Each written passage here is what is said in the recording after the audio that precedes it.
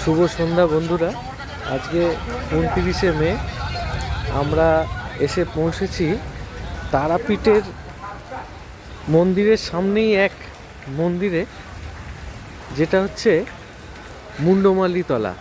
এই মুন্ডমালিতলা তারামা সরণির একদম অপোজিটেই উল্টো দিকের রাস্তাটায় ভারত সেবাশ্রমের গলিতে আপনারা যদি আসেন তাহলে একদম শেষের দিকে এই আশ্রমটি আপনারা এসে দর্শন করবেন।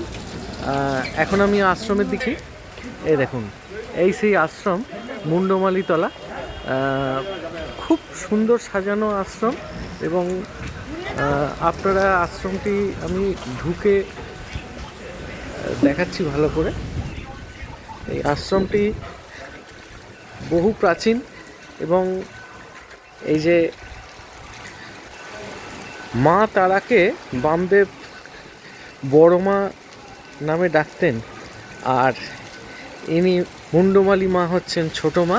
আপনারা আশ্রমটি দেখছেন, এখন বৃষ্টি হচ্ছে খুব জোর। আজ দ্বিতীয় দফায় ভোট গ্রহণ হয়ে গেছে 29শে এপ্রিল। দেখুন সামনে বাবা ভোলানাথের এক মূর্তি, অতি মনোরম এই বাগান সাজানো দেখতে পাচ্ছেন আপনারা। এখানে থাকার ব্যবস্থাও আছে, এই আশ্রমে এসে আপনারা থাকতেও পারেন। এবং আশ্রমটিতে আমাকে একটু ক্যামেরাটা, খুব সুন্দর এই আশ্রম। আপনারা যখন আসবেন অতি অবশ্যই একবার দর্শন করবেন। আস্তে আস্তে আপনাদের মায়ের মূর্তি দর্শন করাবো, সেই দিকেই আমি এগোচ্ছি। এইটা আশ্রমের অফিস ঘর। আগামী 30শে এপ্রিল এবং 1 মে বুদ্ধ পূর্ণিমার দিনে এই আশ্রমে যে ছোট বাবা, যিনি আশ্রম থেকে সিদ্ধি লাভ করেছিলেন, তার জন্মতিথি 108তম। আপনারা এই আশ্রমটা এলে অবশ্যই দর্শন করবেন। এখানে দেখতে পাচ্ছেন এই আশ্রমেরই এক মাতাজি, উনি দেহ রেখেছেন, ওনার সমাধি এবং ছোট বাবার মূর্তিটি আপনাকে দর্শন করাচ্ছি। আপনারা দেখুন।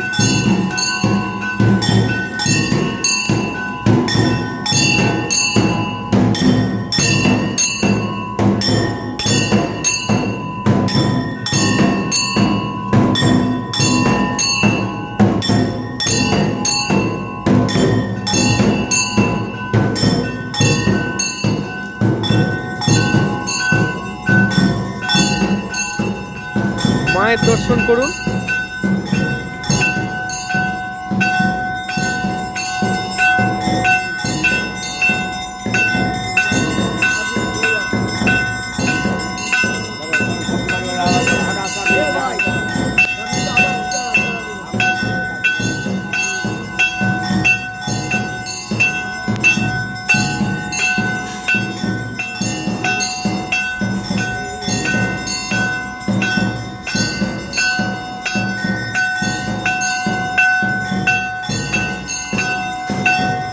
এটি হচ্ছে ছোট বাবার সমাধি।